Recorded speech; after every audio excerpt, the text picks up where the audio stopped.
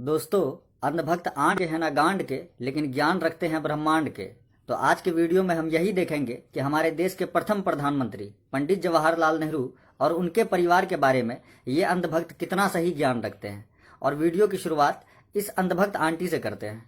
अगर हम इतिहास में जाएं तो जवाहरलाल नेहरू से लेके नेहरू पीढ़ी से देखें तो मुसलमानों से कहीं ना कहीं उनका नाता जुड़ा हुआ है। कैसे जुड़ा है नाता?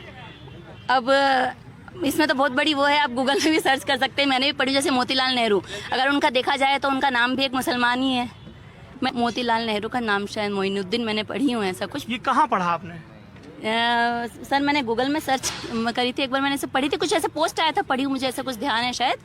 पंडित जवाहरलाल नेहरू के पिता मोतीलाल नेहरू का नाम मोइन था, और ये ज्ञान इस आंटी को कहाँ से प्राप्त हुआ बस उसे वो याद नहीं है। तो हम आपको बता देते हैं कि ये ज्ञान इस आंटी को कहां से प्राप्त हुआ।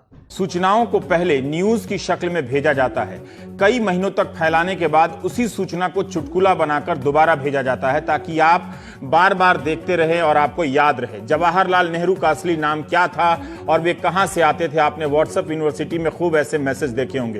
वैसे कांग्रेस से नफरत करवाने के लिए BJP IT cell WhatsApp university पर अंधभक्तों को ये ज्ञान भी देती है कि इंदिरा गांधी के पति फिरोज गांधी एक मुसलमान थे। जी, आपने कुछ? फिरोज गांधी का तो पता है, फिरोज खान थे वो। फिरोज खान थे। पर फिरोज गांधी तो जहाँ तक मेरी जानकारी है, अभी मैंने एक बायोग्राफी एक स्वीडिश राइटर ने लिखी उनके ऊपर, तो वो तो पारसी परिवार से आते हैं। हाँ, पर फिरोज खान लगाते थे वो पहले करना। ये कहाँ पढ़ा? अगर इन आंटियों को सुन के आपको ये लगता है कि अंधभक्तों के दिमाग में सिर्फ इतना ही गोबर होगा तो आप बिल्कुल गलत सोच रहे हैं। अंधभक्तों के दिमाग में तो यहाँ तक गोबर भरा हुआ है कि भारत का पहला प्रधानमंत्री पंडित जवाहरलाल नेहरू को नहीं बल्कि सरदार वल्लभ भाई पटेल को होना चाहिए था। आपने कही कि अगर नेहरू प्रधानमंत्री नहीं होते तो कौन होता प्रधानमंत्री? सरदार वल्लभ भाई पटेल होते। आज देश की स्थिति कुछ और होती। देश में पहले चुनाव कब हुए? अब इतना मेरे को पता नहीं है। 1952। वो तो देखना पड़ेगा। और सरदार पटेल का देहांत कब हुआ? कब हुआ भाई? उससे पहले तो फिर पटेल कैसे होते प्रधानमंत्री? सरदार पटेल का देहांत कब हुआ? कब हुआ भाई? उससे पहले तो फिर पटेल कैसे होते प्रधानमंत्री?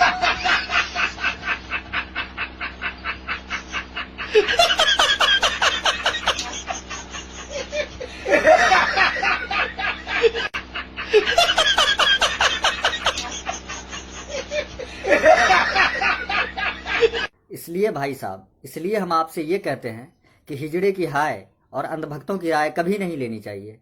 आप उनके ज्ञान का स्तर तो देख ही चुके हैं कि जिस इंसान का देहांत 1950 में हो गया, 1952 में उसे भारत का प्रधानमंत्री नहीं बनाया गया, इस बात को लेकर वो कांग्रेस से नाराज है।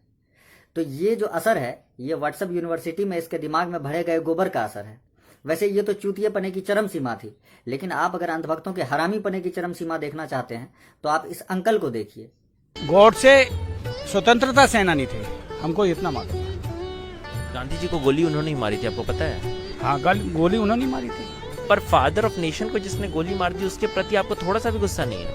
नहीं, गुस्सा किस बात का है? हमारे सामने थोड़ी ना किया है। अच्छा, मतलब पहले मार दी इसीलिए आपके सामने हुआ होता सामने, हम तो उस टाइम पैदा भी नहीं हुए थे। अच्छा, तब काहेगा गुस्सा? तो हमारा क्या है, किससे गुस्सा करेंगे?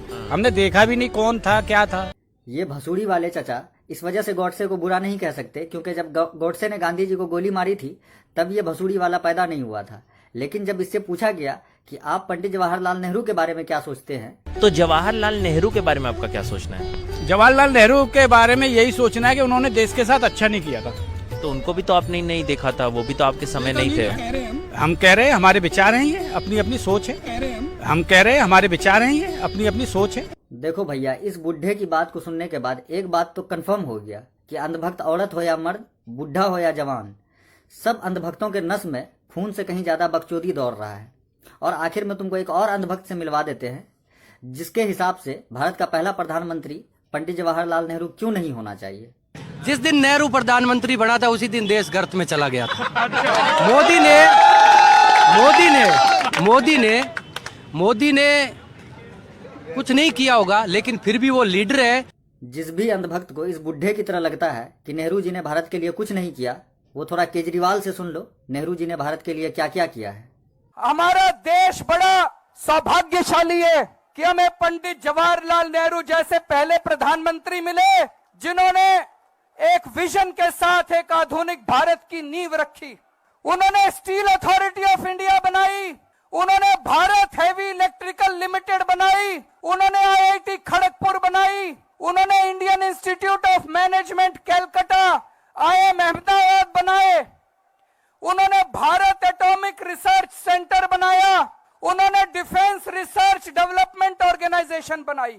मैं सोच रहा था कि अगर Jawaharlal Nehru ji steel authority of India की जगह मंदिर बना देते तो क्या इस देश का विकास हो सकता था?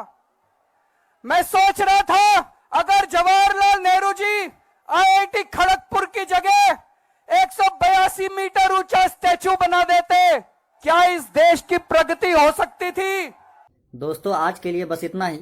अगर आप भी चाहते हैं कि अंधभक्तों को जागरूक करना और इस क्रांति का हिस्सा बनना तो भाई का यूट्यूब चैनल वली अहमद ऑफिशियल को सब्सक्राइब कर दें, ताकि आगे जो भी वीडियो आए आप आसानी से उसे देख सकें और इस क्रांति का हिस्सा बने रह सकें। मिलते हैं अगले वीडियो में, तब तक के लिए जय हिंद।